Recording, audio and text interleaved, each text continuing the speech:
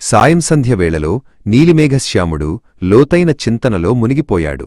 లోకాన్ని నడిపించే ఆ పరమాత్ముడు ఇప్పుడు మౌనాన్ని ఆశ్రయించాడు. అర్జునుడు ఆర్తిగా వేడుకున్నాడు. ప్రభూ, నాకు మార్గదర్శనం చేయవా? కృష్ణుడు కరుణతో నిండిన చిరునవ్వు నవ్వాడు. కాని ఈసారి మౌనంగా ఉండిపోయాడు. నేర్పడమంటే నిరంతరం చెయ్యి పట్టుకుని నడపడమే కాదు, వారు స్వయంప్రకాశంతో వెలిగేలా తాను వెనక్కి తగ్గడం కూడా అని ఆయన గ్రహించాడు. మెల్లగా ఆ దివ్య తేజస్సు వెనకడుగు వేయడం ప్రారంభించింది. తన వెలుగును తగ్గించుకుంటూ ఒక నిశ్శబ్ద మార్గదర్శిగా మారాడు. తన తోడుగా నిలిచే సలహాదారు కనపడక అర్జునుడు కలవరపడ్డాడు.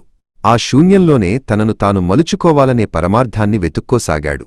కృష్ణుడు దూరంగా నిలబడి గమనిస్తున్నాడు. అది ఉపేక్ష కాదు, ఒక తపస్సు. తన మౌనం శిష్యునిలో నిద్రాణమైన ధైర్యాన్ని మేల్కొలుపుతుందని ఆయనకు తెలుసు.